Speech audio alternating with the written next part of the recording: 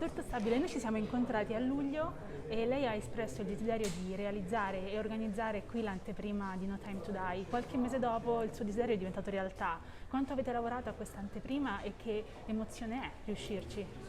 Più che il desiderio è stata una promessa e mi sono anche pentito di averla fatta, però io rispetto sempre gli accordi che prendo, gli impegni che prendo. È stato effettivamente molto difficile perché purtroppo non erano stati presi accordi di nessun genere con la produzione quando si sono filmate le scene qui.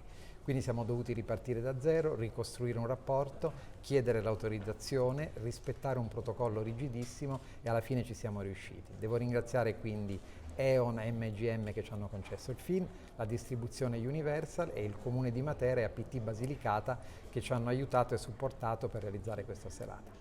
Questa sera vedremo un film che abbiamo aspettato per 2 anni e che la città di Matera ha aspettato per 2 anni. Secondo lei No Time to Die cosa può regalare a Matera? Io inizierei a dire cosa Matera ha regalato il film, perché quando questa sera lo vedremo tutti insieme in sala ci renderemo conto di quanto le scene girate a Matera abbiano influito e caratterizzato questo film. Quindi noi abbiamo sicuramente dato con Matera un grande aiuto a questo film e sono certo che ci ritornerà tutto l'investimento fatto, perché quando i turisti in giro per il mondo vedranno questo film vorranno correre a Matera. I produttori stranieri, come fu all'epoca di Mel Gibson, saranno invogliati a venire qui, ma soprattutto ci sarà la curiosità di capire se tutto quello che si vede è realtà o è ricostruito sul set. E posso dire che è tutto vero a parte le scene degli stunt. Questa sera verranno premiati Gina Lollobrigida con il premio alla carriera e Giancarlo Giannini e Maria Grazia Cucinotta. Che effetto le fa riuscire a portare qui 3 grandi nomi del cinema italiano per celebrare No Time to Die 007, ma anche appunto la Lucania e il cinema italiano?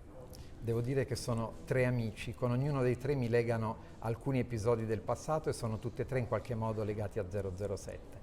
Io ho conosciuto 2 di loro nel mio primo viaggio all'estero quando ho iniziato a lavorare all'Anica e quindi è un'emozione particolare ritrovarli qui nonostante ci siamo incontrati in giro per il mondo in tutti questi anni. Gina Lollobrigida ho avuto l'onore di leggere il discorso quando le è stata consegnata la stella sulla Walk of Fame a Hollywood e ho ancora sul mio profilo WhatsApp il suo sguardo quasi adorante che ascolta le mie parole. Quindi volevo anche rinnovare la foto da mettere sul profilo di WhatsApp, ma soprattutto rendere omaggio a una delle star italiane più riconosciute nel mondo. E sono anche tutte e 3 legate a 007 perché Giancarlo Giannini ha partecipato a 2 film, Maria Grazia Cucinotta ha fatto una scena indimenticabile sul Tamigi e Gina Lollobrigida è una vecchia amica di Sean Connery e ci racconterà sicuramente degli aneddoti estremamente interessanti del loro rapporto. Le faccio un'ultimissima domanda. Di tutti quanti gli attori che negli anni hanno interpretato Bond, qual è il suo preferito? Il prossimo. Grazie mille per il suo tempo. Grazie a voi e mille. complimenti.